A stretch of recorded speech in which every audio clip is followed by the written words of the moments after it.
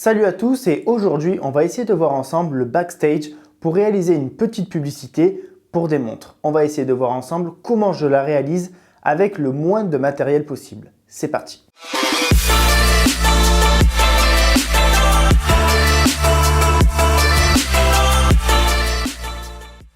Alors aujourd'hui on est encore en plein confinement et donc c'est parfois compliqué de pouvoir réaliser des vidéos pour des marques. J'ai eu la chance d'être contacté par une marque de montres. Alors ici, ce n'est pas du tout sponsorisé par la marque de montres. Je voulais simplement en profiter pour vous montrer un petit peu comment j'allais réaliser cette vidéo qui allait être tout simplement destinée à eux et moi, je n'avais pas forcément de contenu à partager dessus. Mais je me suis dit que ça allait être intéressant. Bon, la marque s'appelle Chantel Vance. Ils m'ont envoyé donc deux montres, une noire et une marron. Je vais vous montrer l'autre ensuite. Et donc le but est de réaliser un petit shooting de 15 secondes à 30 secondes, on va voir un petit peu ce qu'on peut avoir, qui va permettre en fait de mettre en valeur la montre. Et ce genre de shooting, vous pouvez le faire n'importe où dans le monde. Pourquoi? Parce qu'en fait, ça va être des close-up, des macros sur la montre, quelque chose sur un fond noir, sur un fond blanc, sur n'importe quel type de fond. Donc vous pouvez comprendre que vous pouvez faire ça chez vous, vous n'avez pas besoin d'un énorme studio ou d'être en extérieur. Donc c'est parfait pour ce confinement. Ici, je vais vous montrer ce que je vais utiliser pour réaliser cette vidéo. Je vais déjà vous parler d'une vidéo que j'avais faite pour mon ami David Roux, qui est un pilote de LMP3 et qui était donc sponsorisé par la marque Hublot. Dans sa vidéo, on voulait mettre en avant la montre Hublot. Cette montre, j'ai malheureusement pas de photo pour vous montrer le décor dans quoi j'ai filmé cette montre à ce moment-là, mais j'étais en plein milieu d'un paddock de course. Et il y avait à peu près une vingtaine de personnes autour de moi, une énorme lumière avec des néons de partout, plein de monde qui parlait, une table qui tremblait parce qu'il y avait du monde qui se mettait dessus. Et toutes ces images, je les ai faites sur cette table, tout simplement en faisant bouger la montre avec ma caméra posée. Moi, je faisais bouger la montre avec le néon qu'il y avait dessus, ça permettait d'avoir cet effet de lumière qu'il y avait dessus blanc. Ensuite, en post-production, j'ai rajouté ces petits effets un petit peu bleus qu'on voit sur la lumière.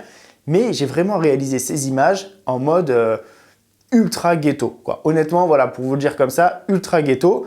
Mais pour vous montrer que quand même, on arrive à un résultat quand même qui est assez professionnel à mon sens, qui est vraiment très esthétique.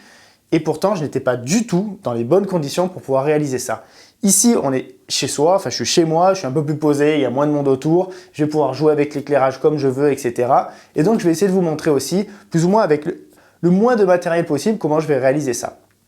Alors, déjà, je vais être clair sur une chose. Pour cette vidéo, aujourd'hui, c'est mon métier à plein temps, etc. Donc, la caméra. Ici, on ne va pas parler de la qualité de la caméra pour pouvoir faire ça.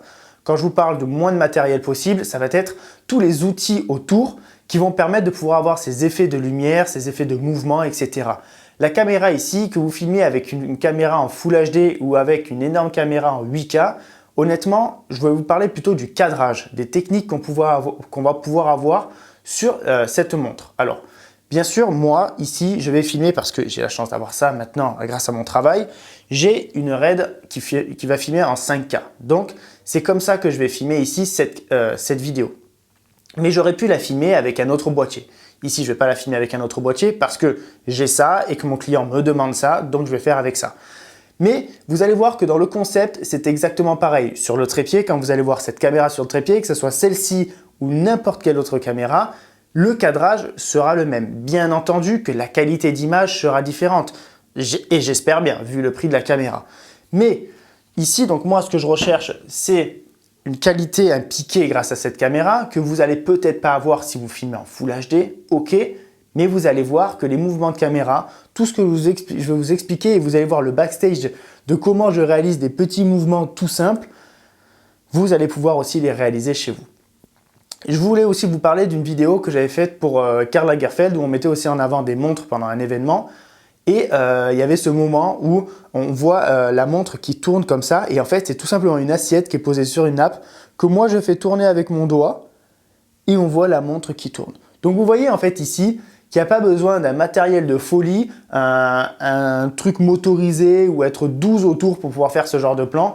Vous pouvez quand même arriver à faire de belles images tout simplement en vous débrouillant vous-même. Donc voilà, c'est ce qu'on va essayer de faire aujourd'hui et je vais quand même vous montrer plus ou moins le matériel que je vais utiliser. Je ne sais pas encore exactement ce que je vais utiliser. Je vais aussi tester pas mal de choses en direct avec vous et voir un petit peu ce que ça va donner. Alors, j'ai tout simplement pris une boîte noire en plastique où je vais essayer de mettre à l'intérieur la montre ici pour pouvoir avoir un effet vraiment très très sombre à l'intérieur. Bien entendu, on va tout éteindre après. Je vais vous montrer exactement comment ça va se passer. Mais voilà, c'est ce que je vais essayer de faire. Je vais essayer de voir si je peux utiliser cette boîte pour créer voilà, cet effet vraiment dark à l'intérieur. Ensuite, je vais utiliser un truc comme ça. Je vais voir si ça fonctionne. J'ai acheté ça à Ikea. Vous voyez, derrière, il y a même encore l'étiquette avec marqué Ikea. Je sais pas, je pense que j'ai même pas acheté ça 10 €. Je sais plus exactement. Et en fait, c'est un plateau pour mettre les fruits et légumes sur votre table. Mais en fait, vous voyez, c'est un plateau qui tourne. Et donc, je vais essayer de l'utiliser aujourd'hui pour pouvoir positionner la montre dessus, filmer et pouvoir moi-même tourner comme ceci, même si je n'ai pas voilà, un outil motorisé qui serait 1000 fois mieux, ok. Mais on va essayer de voir si on peut réaliser quand même de super images avec des choses et des objets aussi basiques que ça. Ensuite, petit truc à avoir, moi j'ai une petite torche en plus ici qui va pouvoir me permettre en fait, de faire des effets de lumière sur la montre comme j'ai pu faire en fait avec le néon comme je vous ai dit tout à l'heure. Mais là c'est moi qui bougeais la montre mais le néon ne bougeait pas. Mais ça crée quand même cet effet de lumière. On va voir si je peux le faire avec ça. J'ai aussi des lumières là sur les côtés, vous ne pouvez pas voir de suite, mais vous voyez derrière moi, il y a un effet bleu ici, un effet un peu rouge-rose ici. Je vais aussi les utiliser pour pouvoir peut-être créer des effets de couleur sur les montres. On va voir ensuite. Au niveau des objectifs, là forcément, je vais utiliser du macro. Si vous n'avez pas un objectif macro, forcément que ça va être un petit peu plus compliqué si vous voulez aller vraiment chercher des effets très proches, enfin du moins des cadrages très proches. Donc là, forcément, il y a une limite du matériel. Si vous ne l'avez pas, ça peut être un problème. Donc moi, je vous conseille, j'ai ce macro-là, moi je suis chez Canon par exemple, un 100 mm f2.8. Donc là, c'est pas non plus la série L, mais celui-là, il est vraiment très bien. Il permet de faire pas mal de choses. Il y a l'autofocus dessus. Donc voilà, celui-là, il est vraiment top. Ensuite, j'en ai un qui est vraiment beaucoup plus poussé, ce qui m'a permis de faire des shots que vous avez pu voir dans la vidéo de David Roux, qui sont vraiment ultra proches. C'est le MPE 65 mm, si je ne me trompe pas. MPE 65 mm, c'est ça. Et donc, en fait, qui permet d'aller zoomer jusqu'à 5 fois. Vous voyez, en fait, ici, 5 fois.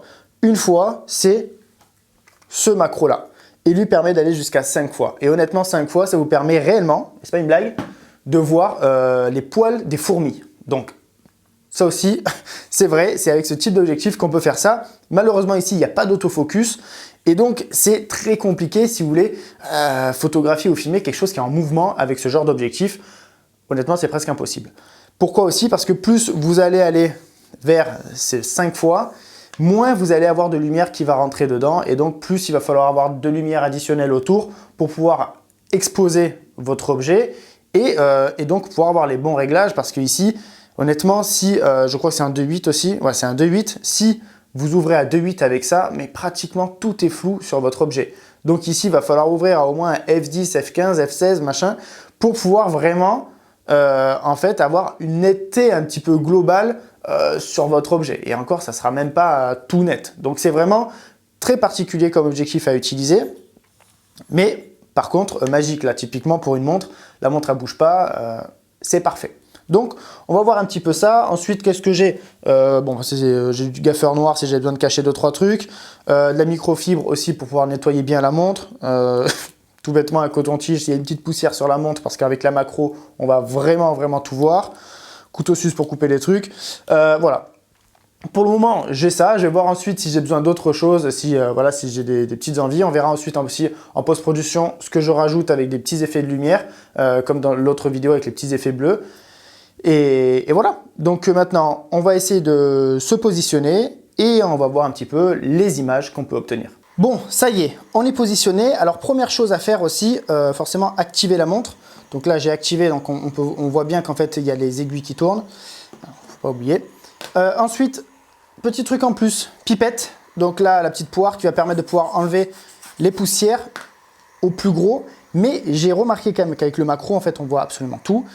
Donc j'ai pris ces petits trucs-là, Dust Absorber, qu'on peut retrouver en fait dans toutes les glaces là qu'on met sur les téléphones pour protéger, qui permet en fait d'enlever, comme ceci, toutes les poussières qu'il peut y avoir dessus. En fait, ça va vraiment décoller les poussières. Et là, on arrive vraiment à un résultat vraiment pratiquement parfait. On a 99% de poussière enlevée. Donc, c'est 100 fois mieux que ce qu'il y avait avant. Maintenant, on va voir au niveau des mouvements. vous allez voir que déjà, on va utiliser des choses très très basiques. Et en fait, je vais tout simplement tenir ma montre comme ceci.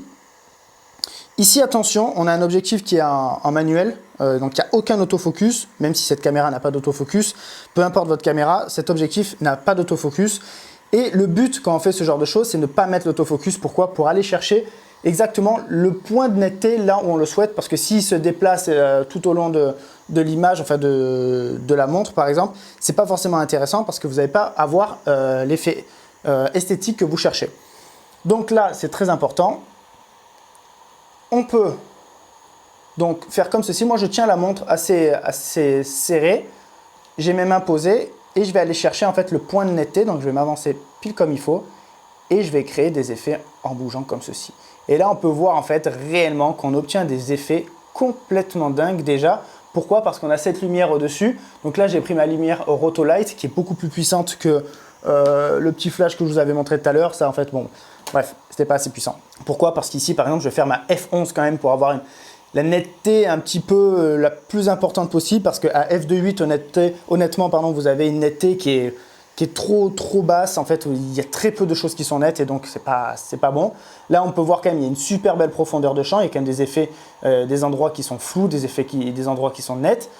Mais il y a quand même assez d'endroits qui sont nets parce que voilà, il en faut quand même une bonne partie pour que ça soit intéressant. Et là, on voit qu'en bougeant, ça permet de créer des effets vraiment complètement dingues sur la montre. Là, on peut voir on peut faire aussi des petits travelling comme ceci sur le bracelet. On peut tirer la montre, faire des petits travelling. Alors ici, bien entendu, si vous voulez un travelling de 10 secondes, honnêtement, ça ne va pas être possible techniquement avec ces techniques très basiques. Mais si vous voulez un travelling qui dure 1 seconde parce que vous avez un montage ultra rapide, moi ici j'ai un montage de 15 secondes à 30 secondes à faire à la fin. Sur ce mouvement-là, je peux facilement récupérer 1 seconde. Si vous filmez un peu en slow motion, vous pouvez aussi le ralentir et donc allonger aussi ce temps de l'image. Pas mal de petites techniques. Ici, petite chose aussi, vous voyez, par exemple, il faut mettre en avant les choses importantes de l'objet. Par exemple, là, c'est une montre water resistant, donc résistante à l'eau, 165 feet de profondeur. Donc là, une chose, je voulais vous dire, vous voyez, je vais utiliser aussi la réflexion de la lumière qu'il y a ici sur la boîte, qui va donc refléter vers le haut et vers le dessous de la montre. Et ici, regardez ce qu'on obtient en fait. On peut voir vraiment water resistant, 165 feet comme je vous ai dit, la marque de la montre et regardez vraiment ces effets de lumière qu'on obtient sur l'arrière de la montre avec des petits mouvements. Ici, juste avec mon pouce, je vais pousser en fait sur le bracelet et obtenir ce genre d'image. Et là, honnêtement, c'est vraiment super beau. On a l'impression que c'est de la 3D, que la montre elle flotte en l'air. Le fond est sombre, donc on a vraiment cet effet dark sur l'arrière. Et franchement, c'est magique. On a vu voilà, que maintenant, il n'y a plus de poussière et tout sur la montre. On a bien tout enlevé avec le petit autocollant. Et on obtient vraiment des images fantastiques. Donc là, vous pouvez voir que c'est ultra basique comme mouvement, mais qu'on obtient des choses vraiment très très belles. Donc là maintenant, on va essayer de faire encore un petit peu plus de macros. On va aller encore plus proche. Là, on est au macro juste x1.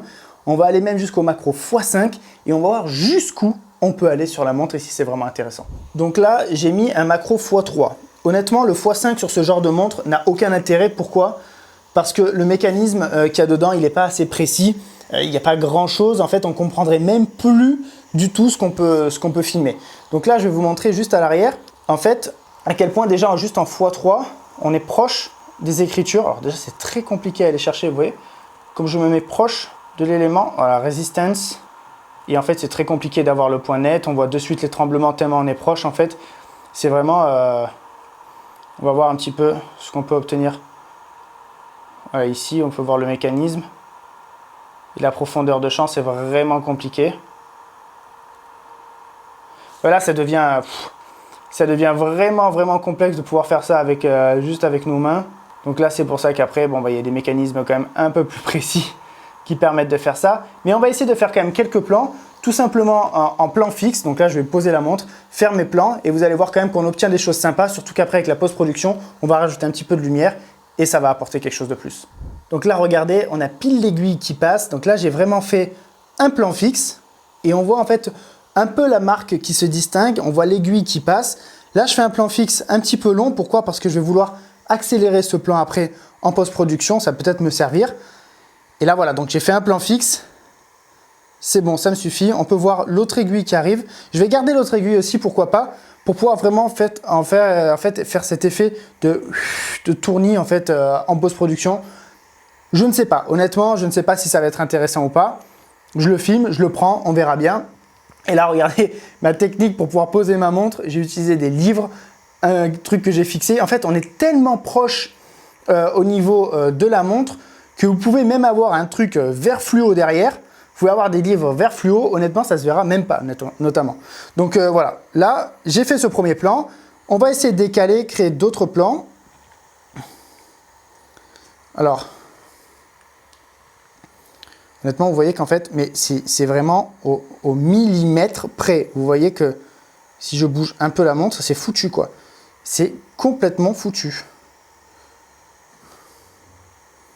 C'est un calvaire, quoi.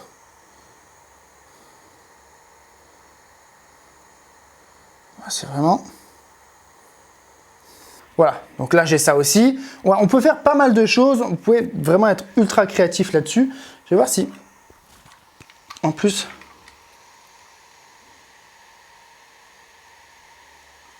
on peut créer un effet de lumière un peu dessus. Je vais voir un peu, je vais tester avec mon autre lumière qui est juste à côté, un petit peu plus puissante, et on va voir si ça peut faire quelque chose. Donc là, par exemple, j'ai mis la caméra plus au-dessus pour faire des top shots. Alors, je ne suis pas vraiment en top shot droit parce que je trouve ça pas forcément ultra esthétique là sur cette montre. Mais là, voilà, j'ai utilisé le fait que l'aiguille passe en fait devant le nom suisse. Et donc voilà, c'est un autre plan esthétique que je voulais utiliser. Et j'ajouterai sûrement des effets de lumière aussi en post-prod sur celui-là. Là, on va voir un peu ce qu'on peut obtenir sur ça comme effet. On va voir un petit peu, voilà. On va essayer de bouger aussi la montre comme on a fait tout à l'heure et essayer de voir ce qu'on peut essayer d'obtenir ici. Là, par exemple, elle arrive quand l'aiguille. Là, ça peut être intéressant, voilà, de bouger sur la montre quand l'aiguille va arriver. Quand on va attendre l'aiguille. Voilà. Ah, pourquoi pas. Voilà, donc là, je viens de faire un petit truc. En plus, avec un effet de transition un peu au noir qui peut être utilisé si on a un autre mouvement comme ça. Donc voilà, c'est assez sympa. On peut voir qu'on peut aller super proche sur la montre. Voilà, ici, je le répète, malheureusement, ce n'est pas une montre qui est ultra technique à l'intérieur. Donc, on ne peut pas non plus se régaler vraiment sur le mécanisme. Mais on peut quand même faire des beaux effets de lumière sur le cadran. Et voilà, je pense que c'est pas mal. Maintenant, je vais passer... Je pense que j'ai mes plans macro. Bon, là, je voulais aussi tester le petit cercle, le petit truc en rotation que je vous ai montré tout à l'heure. Ici, je vais vraiment l'utiliser. J'ai presque un top shot. Je ne suis pas top shot droit encore une fois. Mais voilà, je voulais essayer de l'utiliser ici pour pouvoir créer un petit peu un mouvement aussi sur l'écran. Et donc là, franchement, c'est vraiment pas mal. Je vais vous montrer. Donc là, à vous aussi de le bouger très lentement. Comme il faut, pour pouvoir vraiment avoir ce beau mouvement.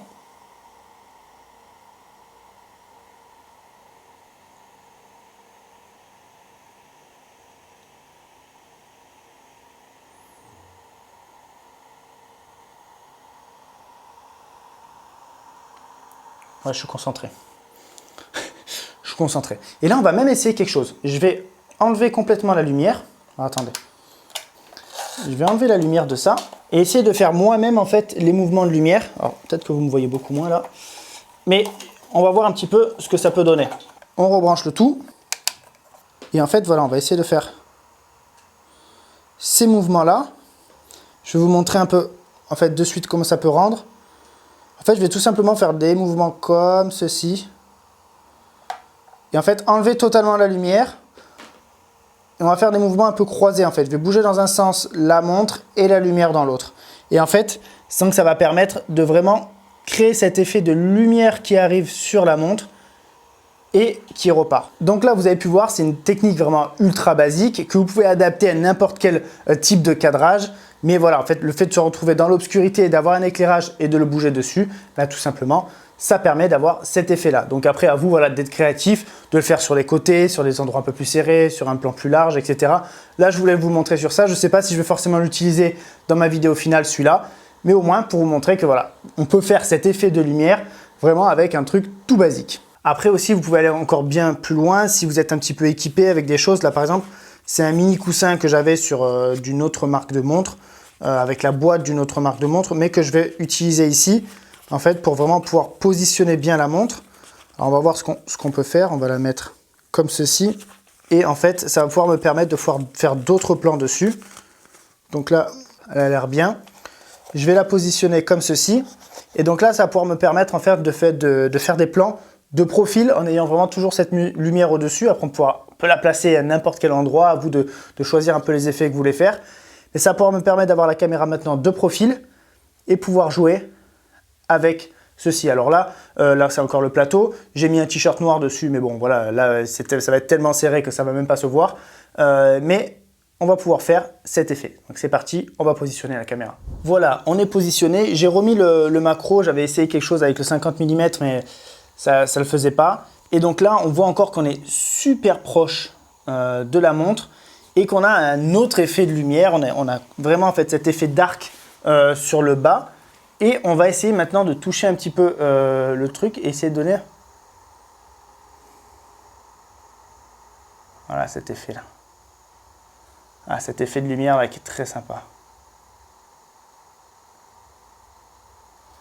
Donc là, voilà, là c'est top là. Et on voit en fait que c'est un effet.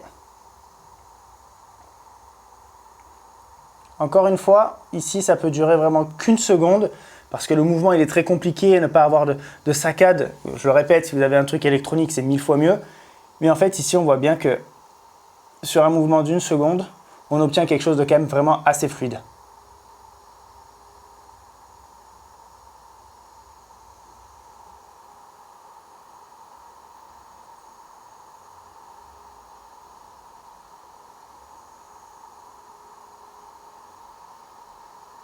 Et franchement, voilà, ça c'est vraiment pas mal.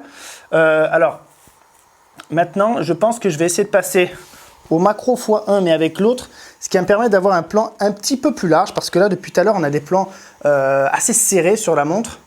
Et donc, alors, vous allez voir, hein, l'avantage de la Red, c'est qu'on peut changer d'objectif sans l'éteindre.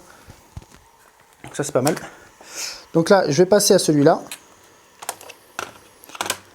Et on va voir un petit peu ce qu'on peut avoir comme effet. À mon sens, ça va être vraiment pas mal du tout aussi. Ah, voilà, alors, on va aller un poil plus, voilà.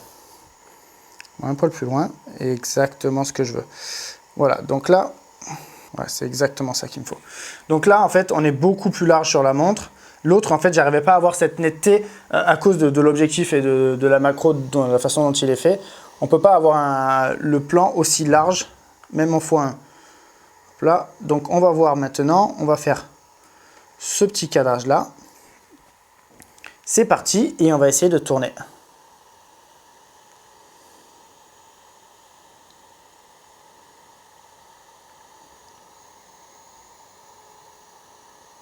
Et donc là, c'est quand même pas mal ce qu'on obtient. Alors, je vais peut-être juste rediriger un peu plus. Voilà, et mettre même beaucoup plus de lumière. Voilà, là encore mieux. Donc là, on est pas mal du tout. On a encore plus de lumière sur la montre. Ah, et là, c'est vraiment pas mal du tout. Là.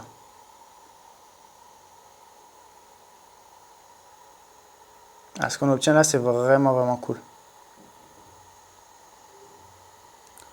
Donc là, typiquement, c'est des plans qu'on va pouvoir mettre un peu après. Si on présente la montre dans le montage au niveau vraiment macro, serré, serré, serré, et après, bam, vous découvrez l'ensemble de la montre. Donc là, ça peut être voilà, très intéressant de mettre ce type de plan juste après. Donc là, on va essayer d'en faire encore un autre.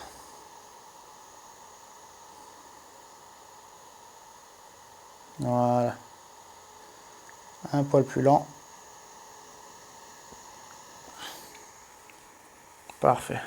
On peut même faire en fait, on part totalement au noir et hop, on arrive dessus. Ou alors on fait l'inverse en fait. Pour être sûr de bien réussir, on fait hop, comme ça et chou, on part. Et là en fait on a une transition au noir. Et donc là, parce que là j'ai plus rien dans mon cadre, tout est noir derrière. Donc là voilà, quelques effets, on va continuer. Et on va essayer aussi après avec l'autre bracelet, mais ça pas forcément, je ne vais pas forcément vous le montrer. Mais ça sera pour le montage, au moins j'ai le bracelet noir et le bracelet marron. Là je vais faire un petit plan juste sur le bracelet. Et par exemple, cette fois-ci je vais utiliser le coton-tige en fait pour vraiment nettoyer et frotter au bord de la montre. ce qui me permet voilà, d'enlever toutes les petites aspérités et réaliser mon plan sur le bracelet. Donc là, je vais vraiment faire un plan où je vais tourner comme ceci sur le bracelet et aller au noir, ce qui va me permettre de faire ma transition sur le bracelet au noir juste derrière. Bon, je viens de faire quelques images aussi maintenant avec la noire. C'est exactement le même principe que tout à l'heure. Voilà. Honnêtement, c'est quand même pas facile à faire ça. J'ai passé toute la matinée à vouloir vous faire cette vidéo là. À faire cette vidéo, à filmer tout ça. C'est compliqué. Maintenant, je vais passer au niveau du montage. Au niveau des effets, des lumières que je rajoute dessus, ce sont des effets que vous pouvez trouver sur le site Lens Distortion par exemple. Alors c'est des effets de lumière qui sont payants malheureusement, ou pas, hein, je sais pas. Mais ces effets de lumière, voilà, ça permet aussi de rajouter un petit peu plus de choses au montage, des effets, voilà, que ça soit un petit peu plus joli, un peu plus esthétique, ce que j'avais utilisé dans la vidéo de David Roux que je vous ai montré au début. Voilà, donc je vous mets maintenant le résultat final de la vidéo et j'espère que ça vous aura plu, que ces petits tips vous auront plu, même si on le sait, on peut faire beaucoup mieux avec du vrai matériel technique autour, hein, je ne parle pas de la caméra, on peut faire beaucoup mieux, mais voilà, je voulais vous montrer qu'on peut quand même réussir à faire des choses, même avec juste une lumière et tout simplement vos mains. Voilà, et peut-être un petit plateau qui tourne, c'est assez sympa aussi. Voilà, je vous mets la vidéo. À plus!